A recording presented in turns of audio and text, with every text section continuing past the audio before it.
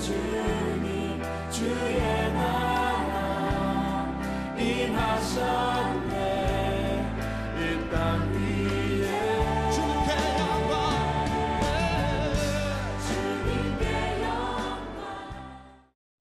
조직신학 학문 가운데 가장 어려운 부분이 삼위일체론입니다. 물론 신학교에서 배웠고 또 우리 제자반이나 그리고 또 신학교에서 칼빈의 삼위일체론을 강의를 하기도 했습니다만, 그러나 하나님의 존재 양식에 대해서 어떤 신학자도 누구도 간단 명료하게 이해되도록 설명하기가 어렵기 때문에 그렇습니다. 중요한 것은 항상 우리가 부드러운 것만 먹을 수가 없고 때로는 단단한 것을 먹어야 하고, 우리 몸이 마치 뼈대가, 건물이 뼈대가 든든해야 바로 설 수 있는 것처럼 가장 기본적인, 다시 말씀드리면 그동안 기독교 2000년의 역사 속에서 가장 많은 이단이 발생한 것이 바로 이 삼위일체 교리였던 것을 볼 수가 있습니다. 뿐만 아니라 지금도 예수님의 하나님 되심을 부정하는, 참 사람 되심을 부정하는 이단들이 우리 주변에 많이 있기 때문에 우리가 다시 한번 도대체 삼위일체란 무언가를 정립하는 그런 시간 되시기를 주님의 이름으로 축원합니다. 우리가 삼위 하나님의 이름으로 세례를 받았습니다. 여러분들이 세례를 받으실 때 잘 기억해 보십시오. 어떤 목사든 어느 곳이든 세례를 베풀 때 성부와 성령과 성자와 성령의 이름으로 세례를 베푸노라. 그래서 예수님께서 말씀하신 것처럼 모든 민족을 제자 삼아 아버지와 아들과 성령의 이름으로 세례를 베풀라고 명령하셨던 것처럼 어느 교단, 어느 교회에서 세례를 받든지 아버지와 아들과 성령 이름, 삼위일체의 이름으로 세례를 받았다는 것입니다. 오늘 우리가 고백했습니다만 사도신경도 삼위일체에 대한 고백이 들어있습니다. 아버지에 대한, 아들에 대한, 성령에 대한 고백이 들어있습니다. 삼위 하나님이 주인이신 설교를 듣고 있습니다. 그리고 예배를 마치면서 축도할 때도 역시 삼위 하나님의 축복을 받습니다. 예수 그리스도의 은혜와 아버지의 사랑과 성령의 교통하심이 너희 무리에게 있을지어다. 역시 삼위일체 하나님의 이름으로 축복을 하고 있습니다. 그러나 삼위일체가 너무 어려운 교리이다 보니 많은 사람들이 잘못된 편견과 오해를 가지고 있습니다. 특히 단일신론을 따르는 것은 심히 유감스러운 일이 아닐 수가 없습니다. 먼저 삼위일체로는 철저히 성경에 기초해야 합니다. 삼위일체로는 철저히 예수 그리스도의 역사와 성경에 기초해야 될 교리입니다. 그것은 또한 성부 하나님과 성자 예수 그리스도와 성령이신 하나님 상호간에 일어나는 신비한 구원의 역사를 바르게 설명하기 위해서 사용되는 교리여야 합니다. 아무리 자식을 사랑하지만 자녀들에게, 또 자녀가 궁금해서 엄마 아빠 나 어떻게 만들어지고 어떻게 태어났어요? 그럴 때 아무리 자식을 사랑하고 다른 모든 것들을 다 오픈하고 공개하고 보여주고 가르칠 수 있지만, 그러나 아직까지, 아니 다 크고 평생을 살아도 보일 수 없는 신비한 부분들이 있지 않습니까? 하나님께서 성부 하나님, 성자 하나님, 성령 하나님을 존재하시는데 그것을 우리에게 다 보일 이유가 없고요, 이해시킬 이유가 없고요, 설명할 필요가 없지요. 그러나 예수님께서 오셔서 계시하신 범위만큼, 성경에 기록되어서 우리에게 하나님이 어떤 존재로 계시는 것을 알려주신 그만큼 우리는 열심히 배워야 합니다.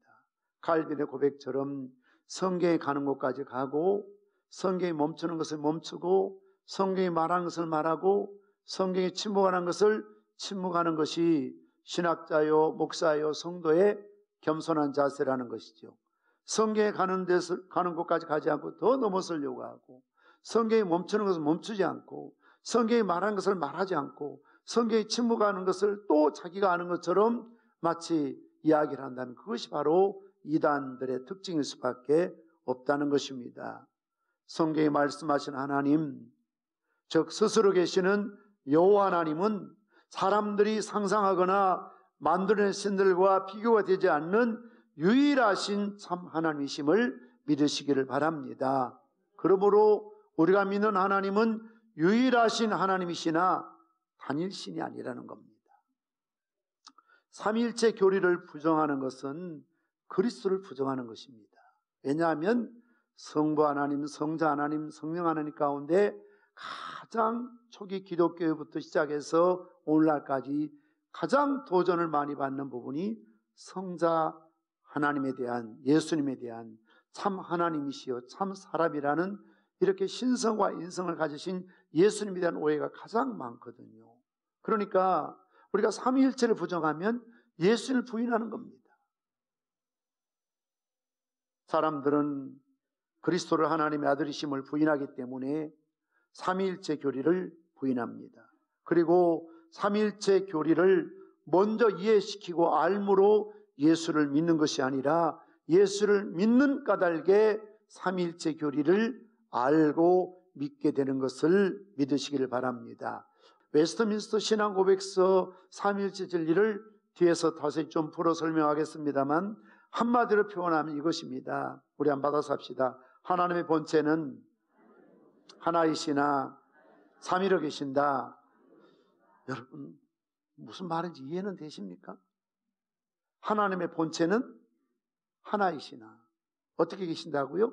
삼위로 계신다는 거죠. 이것을 처음 교회에 나오신 분, 초신자, 특히 기독교를 잘 모르는 분들에게 오늘 제가 이것을 설명해야 되니 얼마나 참 난감한 일입니까? 만약에 예수 믿지 않는 그런 불신자에게 덥석 만나서 내가 삼위일체에 설명해 줄게, 어리석고 무모한 일입니다. 그래서 토마스 아담스라는 분이 이렇게 결론을 내렸습니다. 삼위일체를 연구하는 것은 경솔한 행동이에요. 삼위일체를 믿는 것은 경건한 태도요. 삼위일체를 선포하는 것은 영원한 복이다. 물론 삼위일체 연구하는 것이 경솔하기 때문에 연구하지 말라는 것이 아닙니다. 여기서 말씀하는 것은 성경이 예수님이 계시하는 것 위에 자꾸 사변적으로 합리적으로 설득하려고 하고 말장난처럼 뭔가를 억지로 꾸미려고 하는 이런 것들은 경솔한 태도라는 거죠. 그러나 삼위일체를 하나님을 예수님을 긋는 그대로 내가 믿는 하나님이 어떤 분인지 내가 교회를 다니고 예수를 믿는다고 하지만 예수님이 어떤 분인지를 모르고 마치 4대 성자 중에 한 사람인 것처럼 도덕군자인 차원에서 믿는다면 바로 예수 믿는 게 아니죠. 예수님께서 마태복음 16장 말씀처럼 가이사랴 빌립보 지경을 지날 때에 세상 사람 나를 누구라고 하더냐? 엘리야라고 엘리사라고 세리요한이라고 선자의 하나라고 합니다. 주님은 그것을 흡족할 수가 없었습니다. 그러면 너희는 나를 누구라고 하느냐? 베드로가 위대한 신앙 고백하지요. 저는 그리스도시요 살아계신 하나님의 아들입니다. 이 말은 주님은 참 하나님이시요 참 사람이십니다. 이 고백이거든요. 이러한 베드로의 고백을 들었던 예수님이 얼마나 기뻐하셨던지 바요나 시몬아 네가 복이 있도다. 이것을 내게 알게 한 것은 혈육이 아니고 하늘에 계신 아버지께서 알게 하셨다. 이런 베드로의 신앙 고백을 들은 주님께서 네 이름이 베드로 페트로스 반석이지 않느냐? 내 교회를 반석 위에 세우리니 음부의 권세가 이기지 못하리라. 네가 땅에서 무엇이 풀면 하늘에서 풀릴 것이요 땅에서 매면 하늘에서 내리라는 이런 교회 영적 권세를 무엇 위에 베드로의 신앙 고백, 어떤 신앙 고백? 베드로가 고백한 예수님은 삼위일체 하나님에 대한 믿음의 고백이었던 까닭에 주님이 그렇게 기뻐하셨다는 겁니다. 그래서 내가 예수를 믿으면서도 교회를 다니면서도 완벽하지 않지만 성경이 말하는 예수님이 계시셨던 범위 내에서 삼위일체에 대한 하나님을 알아야 이단 사설에 넘어가지 않는다는 것입니다. 기독교는 삼위일체 교리를 가지고 있습니다. 종교에서 기독교만이 삼위일체 교리를 믿습니다. 한 하나님이 삼위일체요. 삼위일체가 한 하나님이십니다. 삼위일체라는 이 트리니티라는 이 단어는 아쉽게도 성경에는 기록되어 있지 않습니다. 그럼에도 불구하고 아버지와 아들과 성령의 위라는 것을 이렇게 한자에서는 설립을 씁니다만, 그러나 영어에 보면 person, 인격이라고 말합니다. 세 인격이, 아버지의 인격, 아들의 인격, 성령님의 인격이 새처럼 보이지만 그러나 일체 하나이시라는 거죠. 그러니까 이제 우리가 설명이 어렵다는 것은 하나면 하나고 셋이면 셋이지, 목사님 왜 자꾸 헷갈리게 셋이 하나라고 하고 하나가 셋이라고 합니까? 그러니까 이 세상에는 아날로기가 없어요. 뭐를 비유해서 설명해 드릴 수가 없어요. 그러나 분명히 오늘 본문의 말씀처럼 예수님께서는 나와 아버지는 하나이시고 성령도 아버지와 하나이시고 삼위로 계신다는 것을 분명하게 말씀하고 있습니다. 이 트리니티라는 말을 처음 썼던 신학자가 바로 터툴리안이라는 신학자였던 것을 볼 수가 있습니다.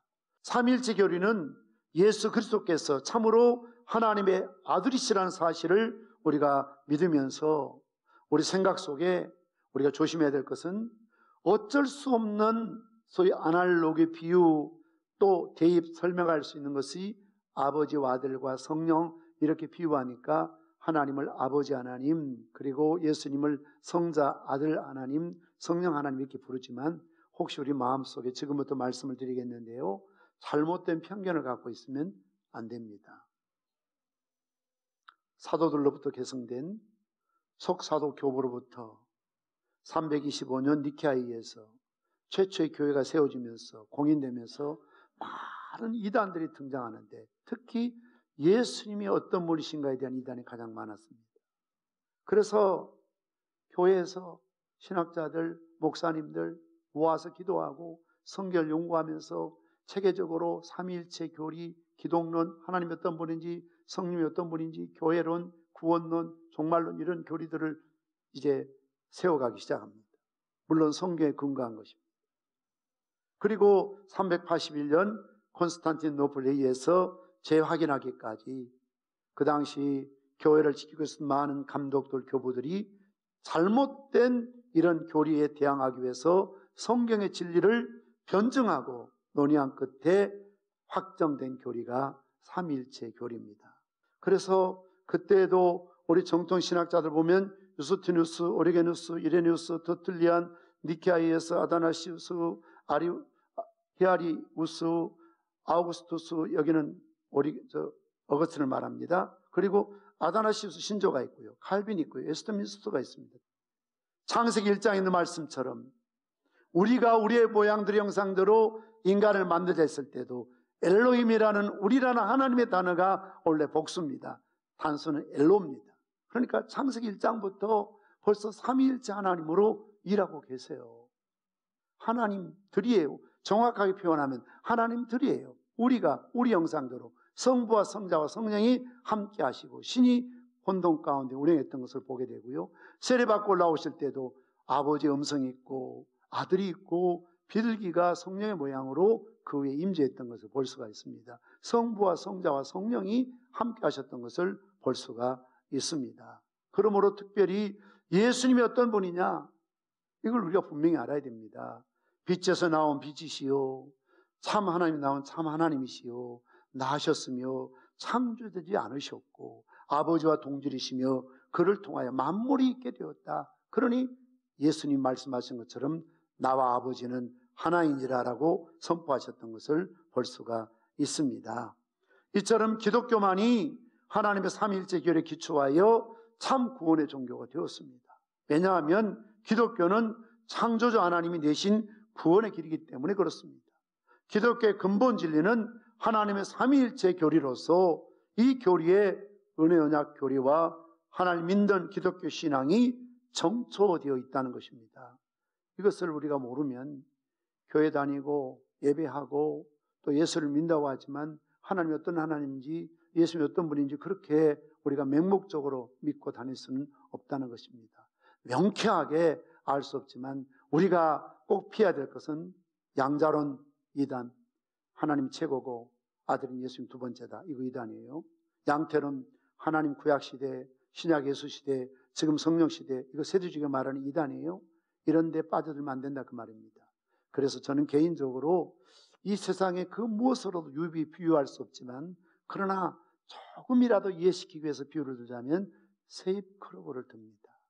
여러분, 크로보에 세입이 있지 않습니까? 모양과 크기가 동일하죠. 각자 따로따로 잎이 있죠. 그러나 이걸 셋이라고 말하지 않습니다. 한 줄기 뿌리를 갖고 있잖아요. 그럼에도 불구하고 잎은 똑같이 세 개를 갖고 있죠. 삼위의 세 개의 인격이 있지만 한 하나님이신, 이런 우리가 하나님을 믿어야 합니다. 세 번째로 그리스도의 계시로 온 삼위일체입니다. 앞부분에 슬라이드 하나 중요하기 때문에 뒤로 돌려주시고요. 세계 창조와 섭리에 있어서 자신을 계시하신 한 하나님이 영원부터 아버지와 아들과 성령으로 삼위일체로 계신다. 잘 여러분 이해해 보십시오. 세계 창조와 섭리에 있어서 자신을 계시하신 한 하나님이 영원부터, 예수님을 가리킵니다. 영원부터 아버지, 성부와 아들, 성자와 성령으로 삼위일체로 계신다. 이것이 하나님의 존재 방식의 신비라는 것이고요. 이러한 신비는 예수님의 계시로 분명히 현시되었다, 우리에게 보였다는 것입니다. 그리고 이어서 그리스도 계시로 온 진리 삼위일체입니다. 오늘 요한복음 10장에서 28절 이하 이렇게 말합니다. 내가 그들에게 영생을 주노니 영원히 멸망하지 아니할 것이요 또 그들을 내 손에서 빼앗을 자가 없느니라. 그들을 내게 주신 내 아버지는 만물보다 크심에 아무도 아버지 손에서 빼앗을 수 없느니라. 우리 한번 받아서 합시다. 나와 아버지는 하나이니라. 나와 아버지는 하나이니라. 그렇죠. 예수님께서 나와 아버지는 하나라고 그랬습니다. 그러니 31절 말씀 보면 유대인들이 다시 돌을 들어 치려하거늘 예수님께서 대답하시되 내가 아버지로 말미암아 여러 가지 선한 일을 너에게 보였거늘 그 중에 어떤 일로 나를 돌로 치려 하느냐. 그러니 33절 유대인들이 대답하되 선한 일로 말미암아 우리가 너를 돌로 치려는 것이 아니라 신성 모독으로 인함이니 네가 사람이 되어서 자칭 하나님이 아니라. 그러면 예수님을 그들이 돌로 쳐 죽이는 이유는 뭡니까? 그들이 말한 대로 하나님 이름을 모독했다는 겁니다. 신성 모독했다는 겁니까? 네가 어찌하여 사람이 되어서 하나님이라고 하느냐?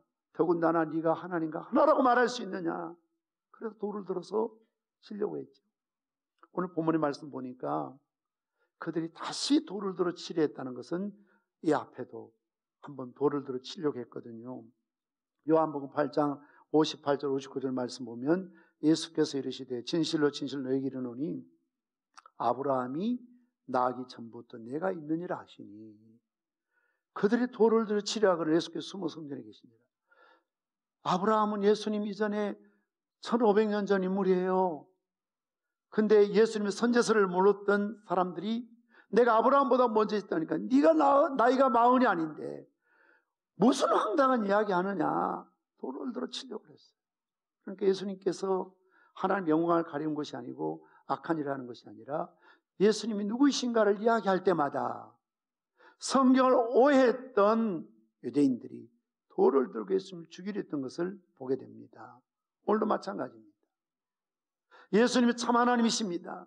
예수님 참 사람이십니다. 예수님 하나님과 동등됩니다. 우리가 이걸 믿지 못하면 돌을 들고 예수님을 대적했던 사람과 조금도 다를 바가 없다는 거죠.